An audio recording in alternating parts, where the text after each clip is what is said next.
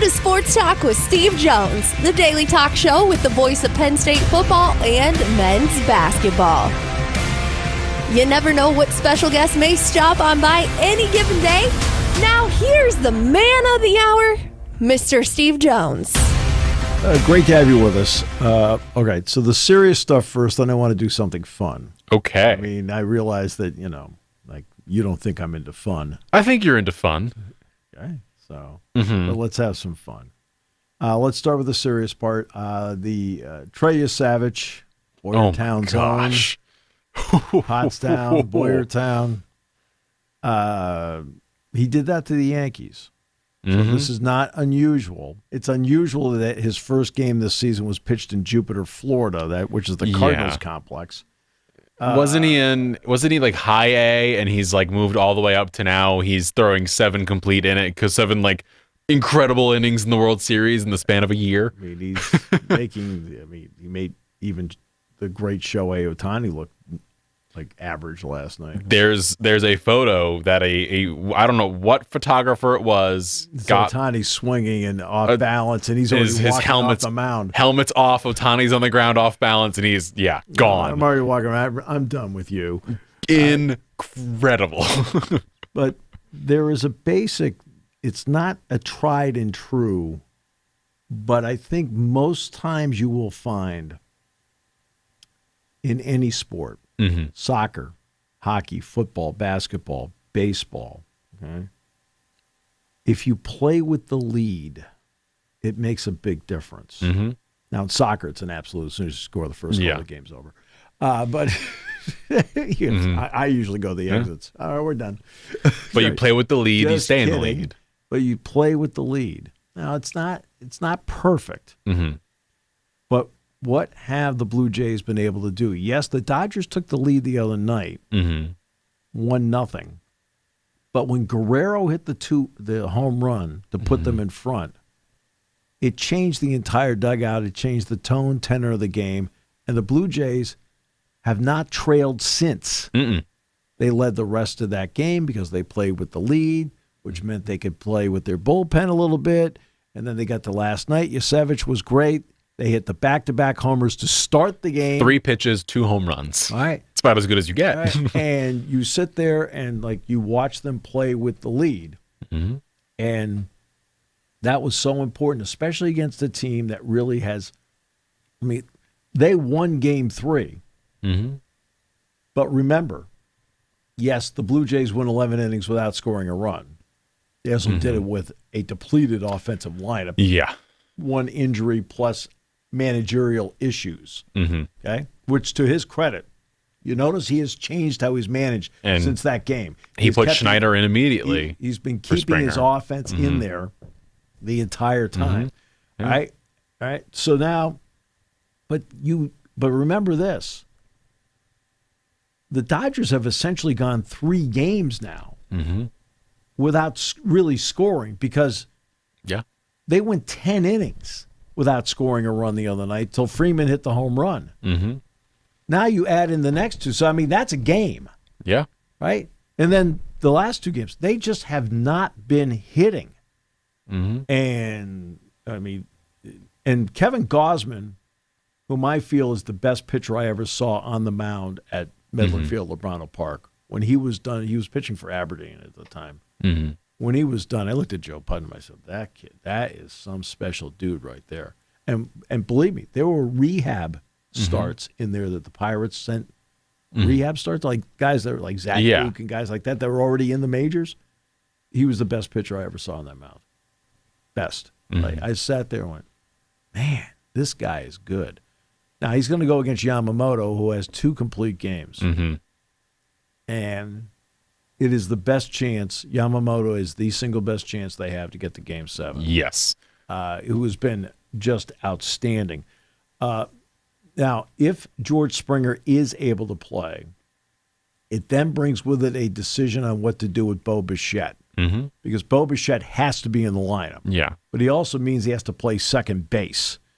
You are weaker defensively with Bo Bichette at second base than you are in their current setup with Isaiah Kiner-Falefa out there. So the question is, do you put Bichette out there No, there's no question you put Bichette out there. Once again, you go what offense. do you start with? You always start the game with your best offense out there. Yeah. I don't need some analytics geek to go, I got it. Just take your numbers off to the side, okay? That's okay, sport. There's a way to do that. And that was what was done last night, where Schneider was playing left field until after the 7th. They were up at that point, Then I believe, 5 or 6-1. They brought Miles Straw in. and then he had an at-bat because of how the order worked, but he was out there for defense. He wasn't out there for offense, and they had a 5-run lead. Exactly. Right? They just held it. Okay? That's how you play the game. You put your best offense out, then when need be, you mix in your defense. He did not do that in Game 3. He has done that in Games 4 and 5, backed up by excellent pitching. And obviously, his guy, Guerrero, is just been fabulous in this series. But Barger's been great. Bichette's been outstanding. I mean, there's just been so many elements in this that's made a difference. I mean, Kirk didn't have a great offensive game last night, but he's been great behind the plate, and he's had a great series offensively as well. And then, your pitchers have been, Savage, this is just incredible. What Savage did last night was special. Yeah. And, I mean, he didn't start pitching until he was, I think, a freshman or sophomore in high school. He didn't start playing baseball. Again, he was in one of the lowest levels you can be in the MLB system, high A, which is about as low as it gets. Sure. To start the year. Yeah. And now he's pitching in Game 5 of the World Series. And pitching great to one of the best offensive teams in baseball. Wow, he had great command last night. And Blake Snell on the other side, look, he gives up the 2 home runs early. He had, some nights you've got to fight your way through it. Look, he fought as far as he could fight last night. I mean, no problem with that. But again, the Dodger bullpen is a problem. Yeah. Right? It was not a problem in Game 3. They were magnificent, but they were also facing a depleted lineup. Again, the 3 guys he took out, let's take Springer off the board here. So that's an injury. The 3 guys he took out were a combined 6 for 12 in that game. The 3 guys he put in were 0 for 11. All right? So it changed the dynamics offensively, and he put himself into an offensive box. John Schneider is taking himself out of the offensive box and has allowed his offense to play deep into the game. Then he's made his defensive moves, and I give him a lot of credit for that. So today is a travel day, and then tomorrow Yamamoto gets the ball from Dave Roberts, and it's going to be Kevin Gausman for the Blue Jays. And again, Yamamoto has been great. Gausman he's actually been the best pitcher. Yeah. For Toronto all season long, and that is tomorrow in Toronto. And I am very intrigued by what happens because, of course, if the Blue Jays, let's say the Blue Jays get ahead, all of a sudden, as we've seen in other World Series, your bullpen is every pitcher. And everyone's like, you bring me in to close the game out. We, of course, saw it with the Giants all those years ago. Madison Bumgarner was like, put me on the mound. I will win this game now. Let me give you so you've got Scherzer. You've got Bieber. All of a sudden. Let me give you an underrated guy in this. Chris Bassett. Chris Bassett has quietly come into a couple of games and has quieted the Dodgers. He's just, he doesn't overwhelm you with his fastball, but his command has been excellent. And I think he's a guy that is the bridge guy that they're looking for, because he'll be rested. Yeah. Right? He's gone against, he's 4 innings, allowed 1 hit, 1 walk, 5 Ks. Right. He's just been a pro's pro the way he has pitched to this point. To me, he's that bridge guy in the 7th or 8th inning that then gets you to the 9th where you make a decision as to what you do with Hoffman or not. So that's how I look at that. So, that's one thing right there. And the next part is the gambling thing, which was supposed to go into effect tomorrow. Go into effect on Saturday. Which for the NCAA allowing student athletes to gamble on pro sports. Greg Sankey has been very impassioned about that, sent letters and so forth. They've now pushed it back, the decision, to November 22nd. So they can't vote until. Still can't. Okay, but which means they can't do anything about it. So they're not going to be allowed to. Right? So that's been pushed back to November 22nd. Look, I give Sankey a lot of credit because I read the letter he wrote, and what he wrote in it, we know that there are people who struggle with gambling that are 28 to 32, 48 to 52, pick a number, 68 to 72. Okay. Now, why did I pick those random numbers? Because we're talking about people who are 18 to 22 right now. They're also playing the sport, a sport right now. They're also playing a sport right now. And it's also, for many of them, the first time they've had money. Yeah, they have a lot of money. Right. And if there's any state where you are vulnerable to anything, it is when you come into money, and then all of a sudden, you're like, well, let me do this and let me do this. And then all of a sudden, you find yourself in a hole. And we've seen it the past few weeks with all of this NBA, all of these players, Chauncey Billups, Terry Rozier, of course, Jonte Porter has talked about it, where he got into debt and had to build his way out of it. And he was beyond the age of 20 at that point. And now you've got players. Supposedly, Rozier owed money to the IRS. Yeah. And now you are 20 and you have this kind of money. Like, that is a point where it is, there's no responsible 20-year-old out there. You're still, no, there are a lot of responsible 20-year-olds. But, okay. But this is something that can lead. There are people that are addicted to it that are 28 to 32, 68 to 72, whatever, okay? If you can avoid that with somebody who's actually playing the sport right now in 18 to 22, this is, to me, what Sankey was being was the great parent. The great parent has the ability to look at someone and say, you know, that makes sense. Yes. That's being a great parent. You also have the ability to say, you know what, I don't think that makes sense and I don't think it's right for you, and you say no. And I think if you're playing a sport, keep the rules the way they are. Okay? Keep the rules the way they are. We already know that at Iowa and Iowa State, and there are 13 basketball players that are being looked into. Now you're like, oh my God, 13 basketball players. Okay. You know how many basketball players there are? I mean, there are 13 scholarship players on 364 teams. Okay? That means if it's correct, that means one team's bad and 363 are fine. But every single coach worries about it. They all worry about it. And they don't worry about it in the fact that, Jerry Valeri, my star point guard, is gambling and I'm not going to have him. I'm going to have to suspend him. The coach is worried about Jerry. Yeah. Right? Absolutely he is. He's not, okay, fine, we'll have to get by without him. I mean, it's like when a player gets hurt. But you worry about the athlete, the person. You get to know them. Right? And I think Greg Sankey showed that concern. Will it stop gambling by college athletes? Of course not. But the threat of it will stop some. The threat of it will stop some. I mean, the Iowa and Iowa State situation showed something, because what happened was, these poor kids, they don't know. I was speaking to a group, and I said, well, these poor kids, they didn't know. I looked at it and said, excuse me.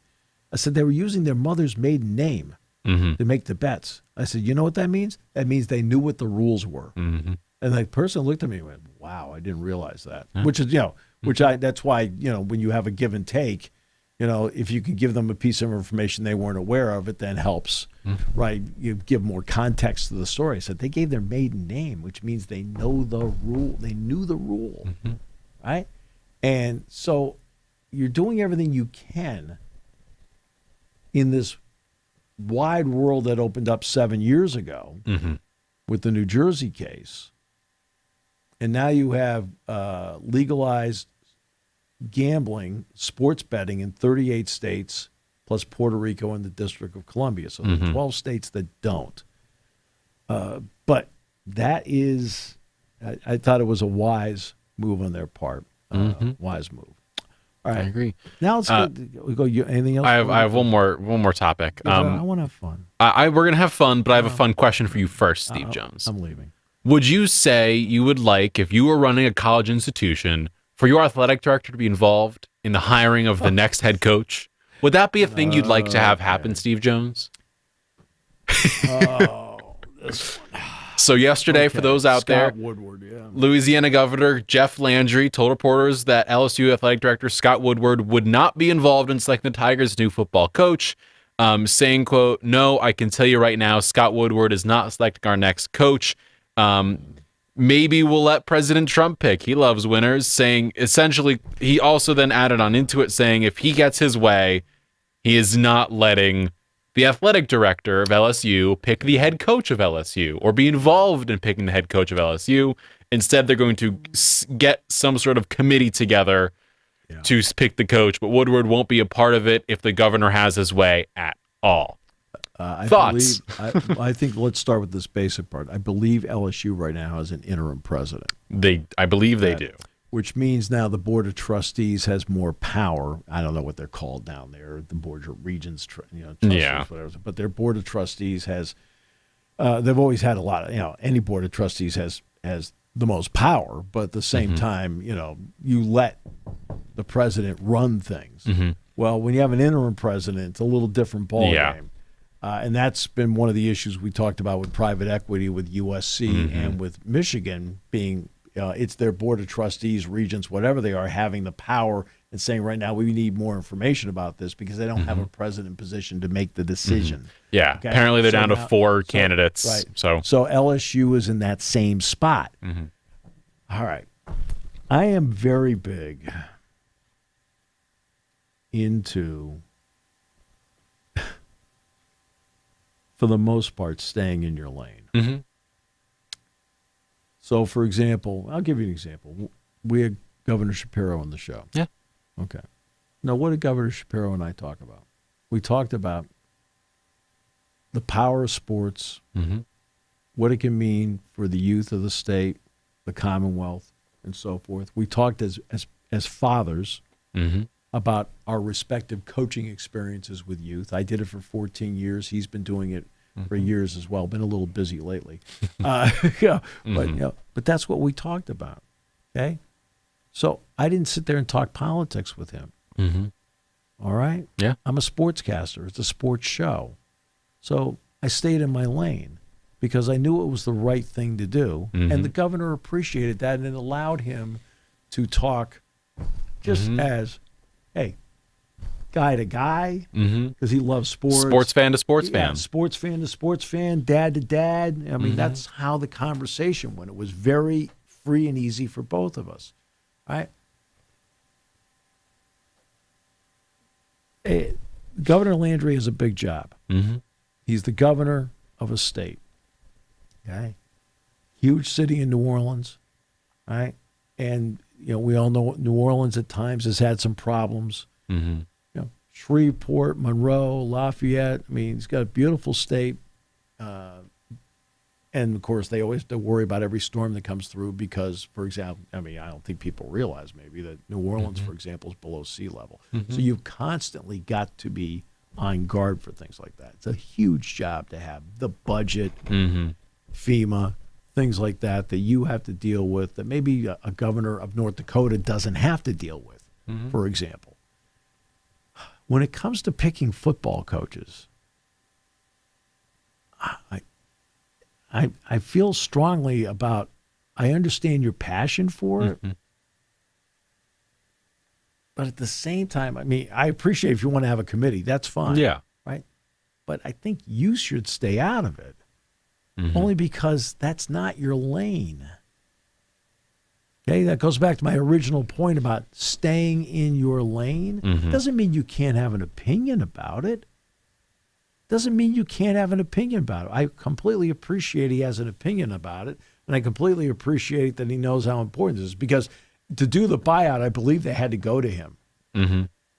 Yeah. When this happened, they actually had to go to him. They had a meeting about it, and if he privately doesn't want Scott Woodward to have something to do with it, okay, just privately tell everybody, hey, you guys are going to do a committee here.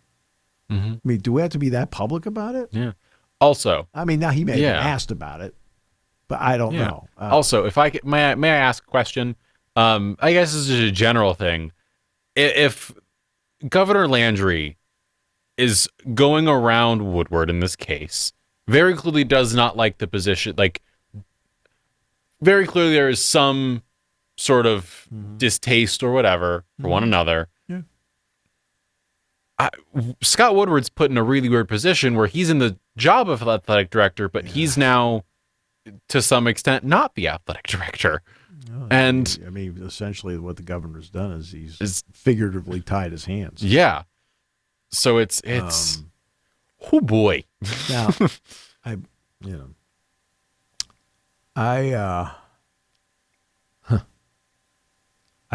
just a big believer in staying in your lane. It doesn't mean that you can't have an opinion about something else. Everybody's entitled to opinions. I have no problem with that. Of course. But I just don't see how a governor gets involved in picking a head football coach. I mean, do you want Kathy Hochul? Well, Syracuse is a private school, right? Right. But say Syracuse were a public school. You want Kathy Hochul, with all due respect, to pick the next basketball coach to replace Jim Boeheim? Not particularly. Right? Because that's not her area of expertise. Right? I mean, and you can have expertise in something and still not hit it. But you want to go with people that this is what they do. Right? And he's got a budget to take care of. He's got, he has to have budgets and bills and things like that, and deal with crime and I mean, big issues, right, along the way. Impasses he has to settle and so forth. I would think picking a football coach has got to be kind of like down the list here a little bit, right? I'm just saying. I know. You know what I mean? I mean, I'm not being critical of him. It's just part of it. It's right? I'm not being critical of him. I'm just saying everybody has areas of expertise. For example, I'm not saying Scott Woodward should select the next football coach. I'm not that, I don't know the guy at all. I have no idea whether he's good, bad, indifference. I have no idea. Zero. I've just heard his name for years at the various stops he's had. And that's all I really know about him. But when it comes to at least sports, whether it's a committee or him, I would think they know more about it than the governor does. Because it would be like asking Scott Woodward to run the state. Well, no, Governor Landry is more qualified to run the state. That's his lane. Yeah. That's what he does for a living. Now, the voters may feel differently. They may feel somebody else is better for the job. I mean, that's why you have elections. But right now, like, I would not ask Brian Kelly to run the state. I wouldn't ask Scott Woodward to run the state. Because that's not the way it goes. And I wouldn't ask Kellen Moore to run the state. It's fair. Right? He's the head coach of the Saints. For people who don't realize. Yeah. Right. No, because it's not their job. It's not their job. It's not what they're good at. Right. So yeah, for Governor Landry, that's his job. That's his lane. All right. And there are other people that I don't know if he was asked about this or not. Maybe he was asked, and that's why he gave the answer. I don't know, but I was like, really? Okay, Mr. Steve Jones, sir. You said you had a fun topic. I have no idea what this is. Oh, okay. I am intrigued. So this week, Penn State's on Big Noon kickoff, and Big Noon Saturday will be in Columbus. So Penn State now has been on all of the networks this season. Yes. BTN, Fox Sports 1, NBC, CBS, and Fox. Okay. They've already had game day here. And, of course, this time Big Noon kickoff is going to be there. So you watch a lot of games. I do. And I didn't mention, of course, they haven't been on ESPN, but ESPN has to be a part of this conversation. Who do you think does the best job on football and why? Who does the best job on football on college and football, why? On college football and why? Yeah, we can separate this into the pregame shows, and we can do this into the game. So where do you want to start there? Let's go chronological. Pregame shows first. Sure. So of course we'll start with the ESPN crew. We'll list out everybody. So the ESPN College Game Day crew, you have Pat McAfee, Reese Davis, Nick Saban, Desmond Howard, Kirk Herbstreit, and Is anyone else involved in there that I'm missing? And then whoever the guest picker is who comes in for a different game. And then, of course, whomever's out in the crowd. I have no idea what's out in the crowd. I found myself busy in mornings, so I can't watch the college shows beforehand. Fox has Mark Ingram. They've got Tom Rinaldi. Matt Leinart, Brady Quinn. Urban Meyer, and Stone. What is Stone's first name? I'm sorry, because I think he does a very good job. So it's not like I think he's a very good host. I know they tried to hire Reese Davis, but I can't remember his first name. Rob Stone. Rob Stone is a nice, rock solid guy. I mean, you can tell everybody likes him, respects him, and so forth. It is amazing to me. I know ESPN started this first, and starting first always helps. But they're exponentially more. As you know, I don't really like to watch pregame shows and because no offense, I don't really learn too much. I mean, once in a while, Nick Saban would do a segment and go, "Hey, well, I appreciate that. I learned a lot." Or and Urban Meyer will do those segments. And I'll see him do some segments on podcasts or BTM where he breaks down something like, "Oh man, I learned something there." Okay? But ESPN's more entertaining. Like they're more. I mean, when Corso was there, it was a level of entertainment. Now McAfee's there. Yeah, and I will be frank with you. I've not one time seen Dave Portnoy on. Because I haven't watched. Yeah. So I don't know. But we find ourselves quite busy on most Saturday mornings, Steve Jones. I'm on the air. I'll be on the air at the same time they're on the air. Same. When they've been here in town, last season when Fox was on the air, they started at, I believe it was 10:10 is when they jumped on the air. We were already on our show. And then you guys were getting ready to go on live right after us. We're live. And then we hear them go live, but we're doing our thing. Right. So I'm just saying, it was a bye week, so I didn't know if you had a chance to watch any of this. I watched a lot of basketball. I know CBS and their college football hosts, they've got Adam Zucker, Brent Stover, Adam Shine. I Googling. Okay. Gamoogling up everything. I think there are bits and pieces of each show and every grouping that I would pick. I think the easy answer for me is to go with the ESPN crew. Yeah. I appreciate especially hearing, I appreciate Kirk and everything in his breakdowns. Listening to Nick Saban is always something that, an incredible coach. Why would I not want to hear him? Yeah. And then I'll say this. As people, I personally like Kirk and I really like Nick. Just in the few times I've talked to them one-on-one, face-to-face. And I think Reese Davis is one of the best broadcasters there is. Reese Davis is, and again, I think Rob Stone does a nice job. Oh, he's incredible. Right? He just doesn't get the same acclaim as Reese Davis does. But they're both really good at what they do because you're the traffic cop. You've got to keep it moving. You've got to go topic to topic. You've got to, So, that's not an easy job to do because you're trying to involve everybody on the desk. And it takes a lot of work to do that. And Rob and Reese both do a great job. They're both incredible. McAfee, of course, is the wild card in all this. I think the field goal thing has been fun. Yeah. Okay? It's added. Yeah, the field goal thing has been fun. And he throws around money the way, I haven't seen anybody throw money around like that since Jerry went to an IHOP. Here's $1. Jerry, that's not really a great tip. McAfee throws out $100,000, $200,000, $300,000 like it's water at a 10K. Here you go. Yeah. He just, awesome. But it's a fun segment. I've always said my biggest complaint about ESPN with game day has always been this. When it was 2 hours, I thought it was sterling.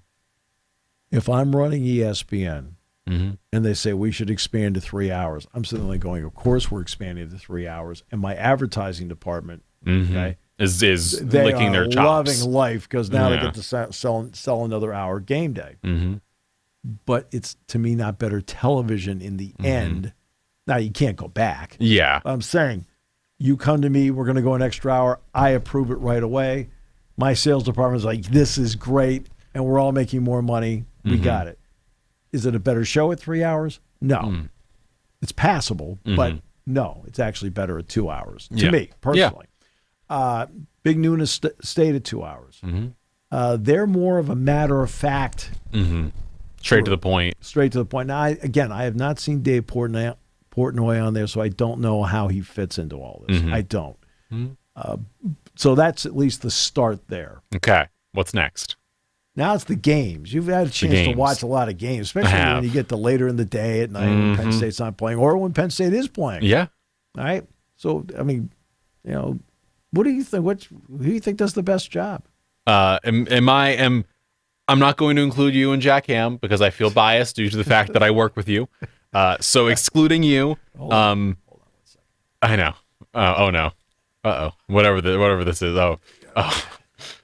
Keep it fair. Oh, thank you. If I were to pick a broadcaster, I think I'd go with, let's say, the broadcast. The broadcast. Well, I'll start with the voices, the people who you hear. I'll start there. I know he no longer does a lot of college football. I always enjoyed Ian Eagle. Yeah. I think Noah is incredible, and I'd go either Noah Eagle or Sean McDonough, and not me picking from the Syracuse bias, more me just picking like the voices I enjoy hearing. Well, I know Sean. Yes, right. I'll text him once in a while. He gets back to me right away. So I know Sean. They're the two that like I can hear in my head on the call in the moments. Like those are the ones that like if I could pick the person. And then whoever pairs up with them, I know Noah's with, I believe he's with Todd Blackledge, and then Sean McDonough's with Greg McElroy, I want to say. Yeah. So give me those duos. Who are you? If you can't pick yourself and Jack Ham. I'm not going to pick myself. Yeah. Jeez. Jack's the best analyst out there. It's an easy call. Between Jack and Dick Girardi in basketball, nobody has hit the jackpot more in life than I have. I would say I think that Sean McDonough is great. I really like Sean a lot when he's calling a game. I think Brad Nessler's still he's awesome. Good. There's some really good broadcasters out there. Really good. But what's interesting, though, is that there's some really good broadcasters out there, but there's not a lot of depth. Okay? And it shows up. I always tell everybody that the lack of depth in terms of like the great guys shows up in two areas. One is championship week, because you've got so many games, you're spread out. Right? You just can't have the same people doing it over again. And the other one is during bowl season.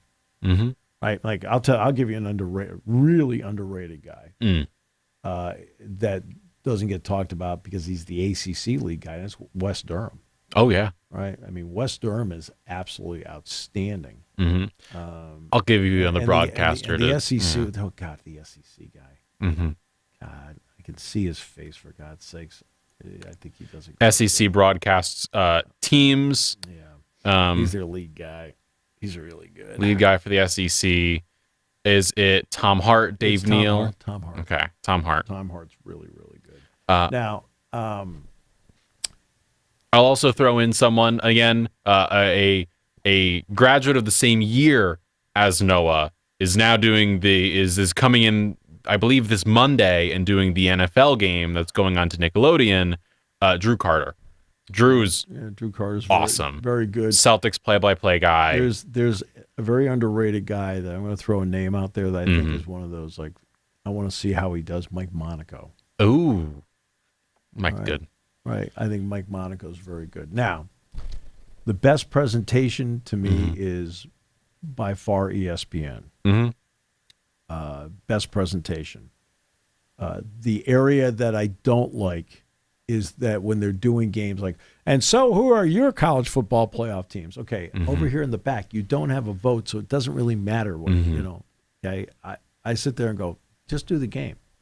Right? Now, have fun with the game. There's so many fun things that happen at a college football game. Everything's going. The bands, the cheerleaders, I know the dance in teams recent weeks, I think it was Mike Golick Jr. was on the call for the Oklahoma State game where all of a sudden the whole section gets shirtless and they're throwing, and they were having fun with it, and they were just like zhuzhing it up because it was like It's a bunch of guys just waving their shirts, and this Oklahoma State team is terrible. They had a sideline guy named Adrian Karsten years ago, Mm-hmm. and they did a game in Colorado, and he ran out with Ralphie, Mm-hmm. hanging on for dear life to that buffalo. Right? That's college football. See, that's fun. Mm-hmm. The mascots are fun. The cheerleaders are great. The dance teams are great. The bands are great. Mm-hmm. Jack and I talk about this all the time, that how much more fun college football is compared Mm-hmm. to the pros. Same thing in college basketball. It's more fun than the pros. The pep band, the cheerleaders, the dance teams, right? To go with the games and the atmospheres in the student sections and things like that. I think it just separates it from the pros. It doesn't mean there aren't great pro atmospheres, Pittsburgh, Philadelphia, Denver, places like that. Sure, I mean they're good ones, loud ones, the whole thing. But there's nothing like, and I think ESPN does a great job of capturing it. I think they get a little off the rails where they take themselves so seriously. Who are your top 5 Heisman picks? Well, I mean, it's September.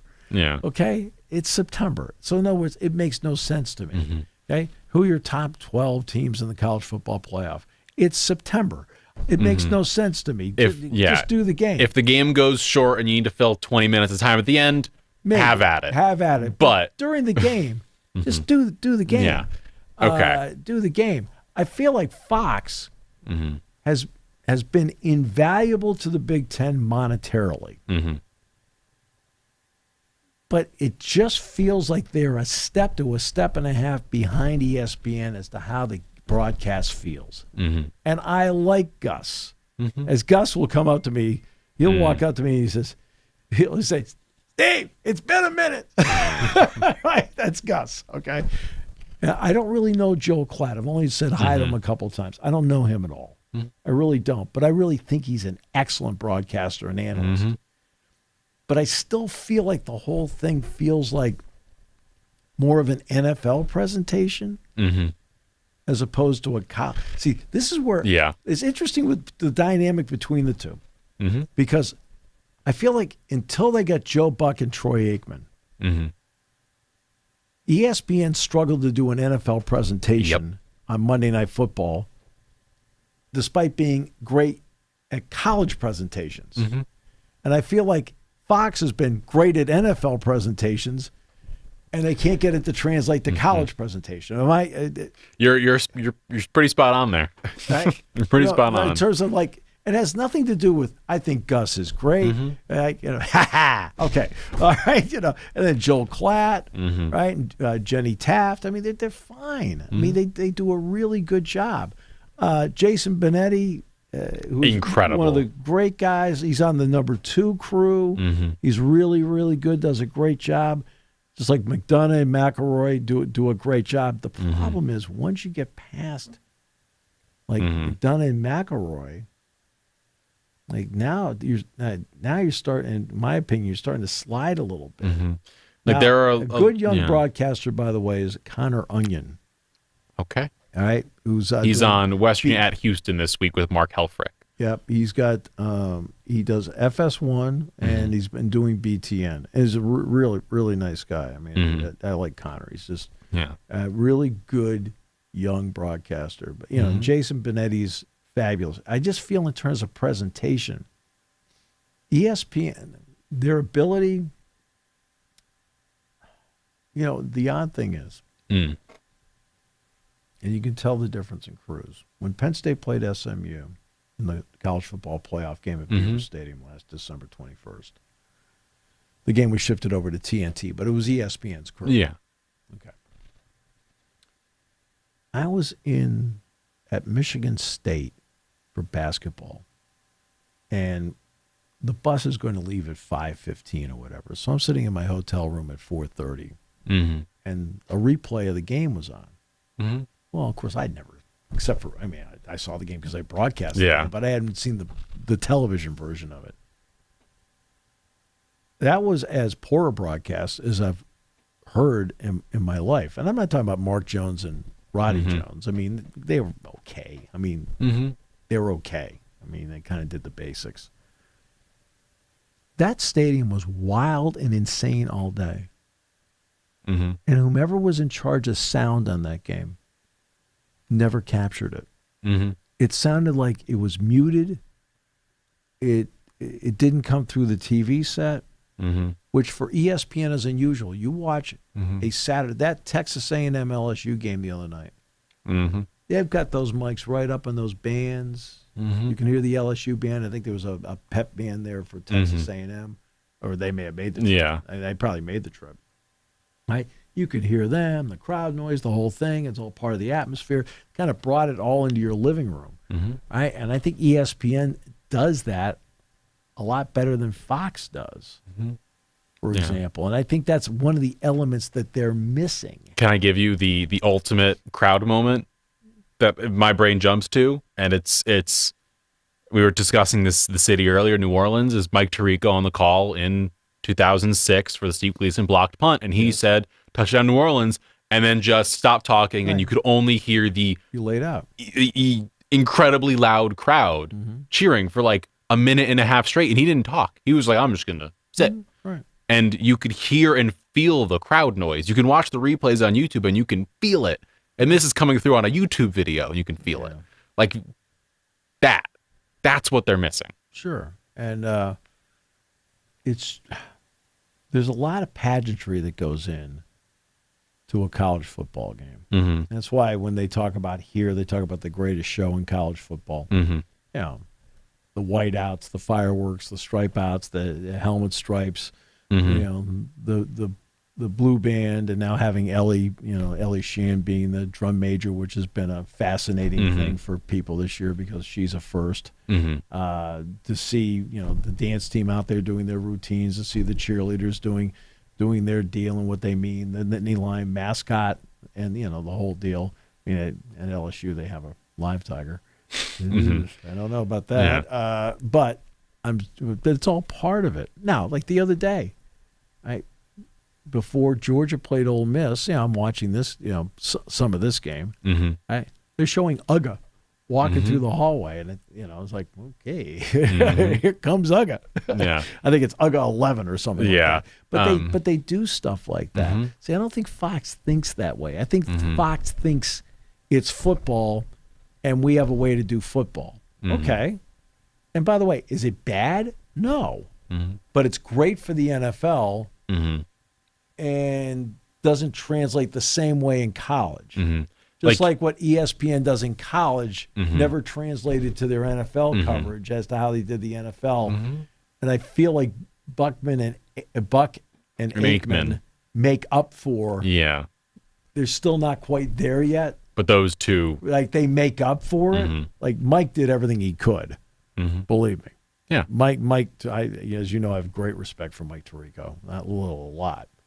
And I think there's, like, Joe Buck and Troy Aikman, because of how they've been together so long,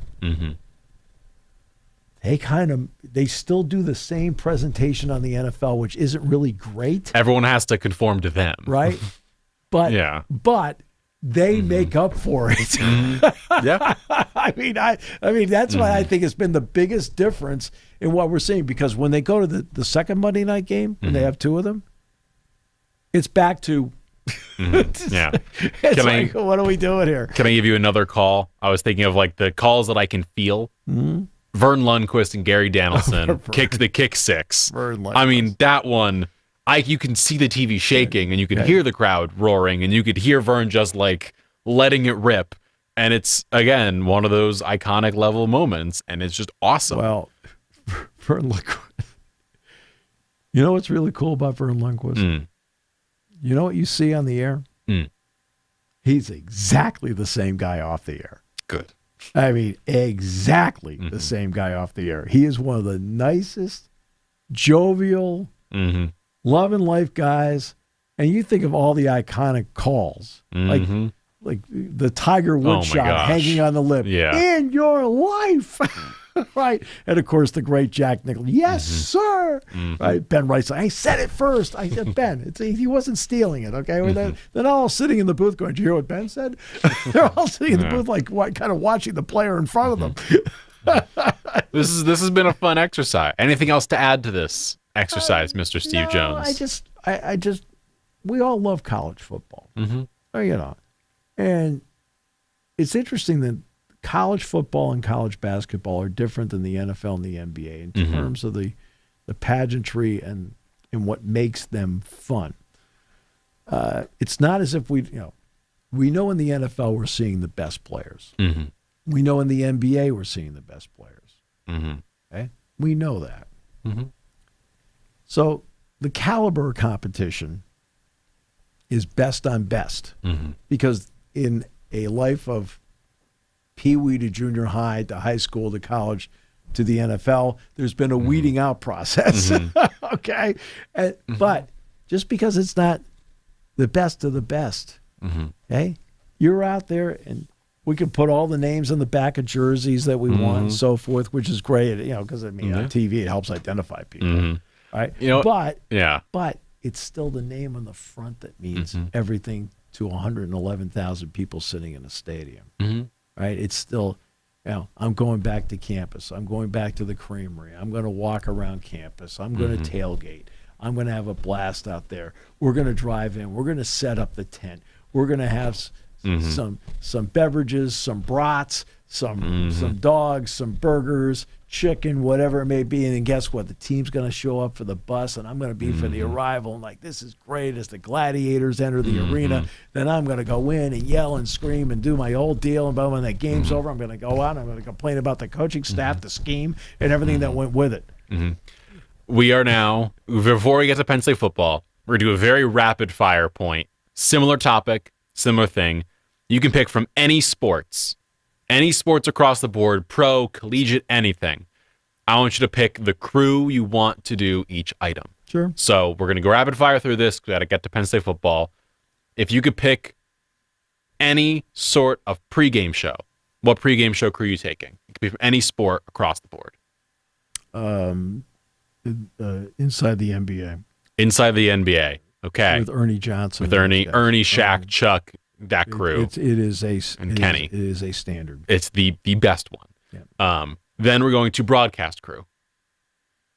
What broadcast crew from any sport, anybody? Who are you taking? I mean, the crew. I would take Joe Buck, Troy Aikman. Okay. I am taking Peter Drury, soccer broadcaster. Sure. He is just yes. No, that's fine. No, I know. And then I want one final set here will be if you can pick, and not including a pregame show, so we've got Inside the NBA covered, but a studio show to go on at some point throughout a given day. So in my head, I think of the Sunday NFL Countdown crew with Chris Berman, that crew. That is my childhood. That is what I grew up with. Right. Was it Keyshawn, Chris Carter, that bunch. Tom Jackson. Tom Jackson is who I want to just as a general, just to watch at some point in time. Them pregame Inside the NBA, postgame Inside the NBA. Chuck in Scott Van Pelt in there too at the back end of it, and then presentation-wise, as you talked through. So, Brent Musburger, Irv Cross, Phyllis George, and Jimmy the Greek. Good call. There's just so many good ones out there. I'm just saying, I don't. I have no interest in them. Yeah, it's just fair. Me. I just don't. I mean, I can't tell you what NFL Countdown looks like. I've never watched it. Fox pregame, I've never watched it. NFL Today, don't watch it. Everybody keeps telling me they keep calling him Coach Cower all the time. Going, just call him Bill. He hadn't coached in 20-something years. Okay, we now make our way to Columbus, where you are going to be later tomorrow. Yeah. Penn State, Ohio State, big noon kickoff, 12 o'clock, November 1st. Penn State's currently, Ohio State's currently favored by about 3 touchdowns going into this game. Sure. Going to the shoe. Yep. Take me through a little bit of kind of what Penn State watchers should be looking out for in this game, because I'm sitting here, I know it's been talked about of Jackson Smolik's health we're still trying to figure out the exact details of. It looks like, as Terry Smith has hinted at, Beckham Kritzel will be ready to go for this if he's needed to as a backup. Zariah Fisher, Terry Smith has said, will be with the team. We don't know if that means healthy or not. But in terms of what Penn State watchers can look out for with this Penn State team, we're not doing Ohio State yet, the Penn State crew, what are we going to see tomorrow? Well, number one, Penn State has to do a better job of, when they get to the lead, of playing with the lead. And that comes down, and you've got to win key plays. So, and you look back on the Oregon game, right, and the key play of the game was taken away from them. The Whittington fumble. You look at the photos, he's not down, right? And again, I keep going back to, you can't make it up as you go. You overturned a call where the rule is indisputable video evidence. Okay, that's one. Okay, so technically you don't win that play. Well, that's a big one. All right. In overtime, Thieneman made the great catch because Penn State had the lead at one point in overtime. Took the lead right away. Came back, took the lead. Okay, didn't protect it. Got it. So now you go to UCLA. They jumped on him early, played with the lead all day. Penn State's playing catch-up all day, and when Penn State would make a move to get within a touchdown, you give up one. Okay? So you got to protect what you're doing at that point. You get a stop there. You're going to get the ball back. You're going to get the lead. Okay? But you have to get the stop. Okay? You play Northwestern. You get the lead in the fourth quarter. Now, the big play, the biggest single play, you got to win a play each half. There's usually a play each half you have to win. So I'll give you two plays in the Northwestern game. Okay? One was you stop them on the opening drive. Sometimes, it doesn't matter if it's on the opening sequence or not. Or if it's like, everybody remembers late. Like, okay, great, I got you. Right? Okay? I look at the whole game. You get a stop, you block a punt, you drive to the 9-yard line, you throw an interception. That was the biggest single play in that entire game. The biggest single play. So you didn't win that play. Now let's go to the second half. Okay, what was the biggest single play to me in the second half? They had a 3rd down and 8. You got him. 3rd and 8. You've been good in this spot all year. And he hit that pass over the middle to Wilde. That was, like, to me, the biggest play. So they didn't win that play. Okay, you go to Iowa. Okay, pretty much won plays in the first half. Okay, had the lead at halftime and a blocked field goal, which was dynamic. Run back for a touchdown. Second time in Penn State history you've done that, which is really cool, right? But then when you've been aching to get to a 2-score lead. You've been aching to get to a 2-score lead. And you give up the long run. Okay? Like, you gave it away right away. And so that's what Penn State has to do. They have to be precise on both sides of the ball on every possession. You got to be precise.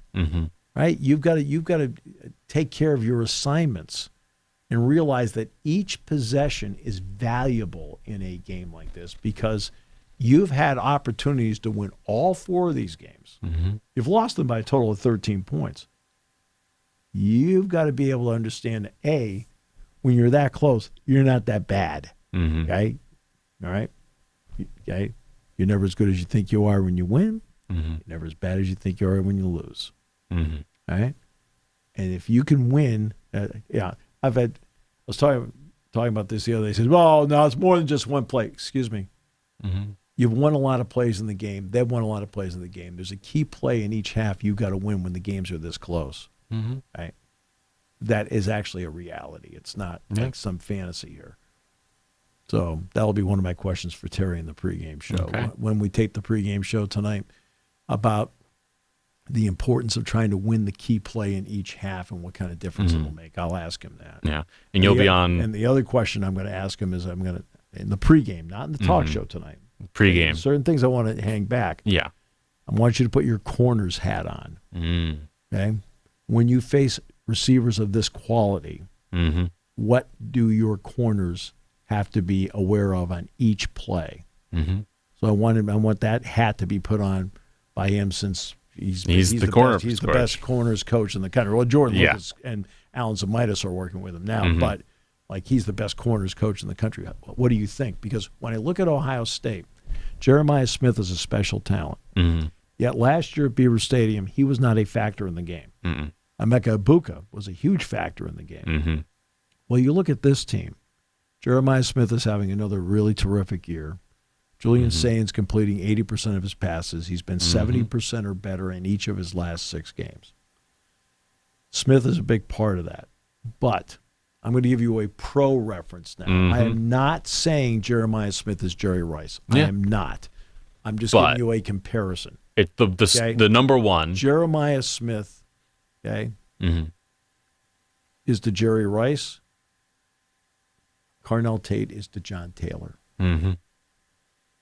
And remember, John Taylor made so many big plays, including a game-winning touchdown catch in the Super Bowl against the Bengals. Yeah. And he made a lot of big plays in his career being, quote, the other guy on the other side. Well, that other guy on the other side, because Ennis is a pretty good player too, number one. But that player on the other side, Tate, he's got speed. He's got speed off. He's a really good player. Bo Jackson's helped their running game. Max Claire's helped them with tight end position. Max Claire's been what I thought he would be. I mean, I thought he was terrific at Purdue, and I thought he's fit in really well with this team. And then, Kazmarek, the transfer they got from Ohio University, is the backup tight end. And he played against Penn State a couple of years ago. But defensively, nobody's really been able to do much with them. Arvell Reese, number 8, the linebacker, he got back in the lineup last year. I think he wore 20 last year. He didn't wear 8 last year. Got back in the lineup for the Penn State game last year. And I remember saying to Jack, I said, you know what, they're lucky they got that kid back. He's made a big difference. Well, he's just kept going since then. He's been terrific for them. Curry, 7 sacks so far on the season. Up to this point in his career, had been, quote, just another guy out there, because they had JT Tuileumalo and they also had Jack Sawyer, right? And so where's Curry fit in? Well, now you see he's just been waiting his turn, and he's been absolutely terrific. And Caleb Downs, to me, is one of the top 5 to 10 players in all of college football. That is that Swiss Army knife type of guy where if I want to blitz him, I can blitz him. I just want to put him in the box. I'll put him in the box. I want him to defend. He'll defend. He's just a legitimately outstanding player. Thank you for listening to Sports Talk with Steve Jones, a 7 Mountain Media production. Come back at 11 every weekday for analysis of the latest happening in the sports landscape. From college football to European soccer, Steve and Kyle cover it all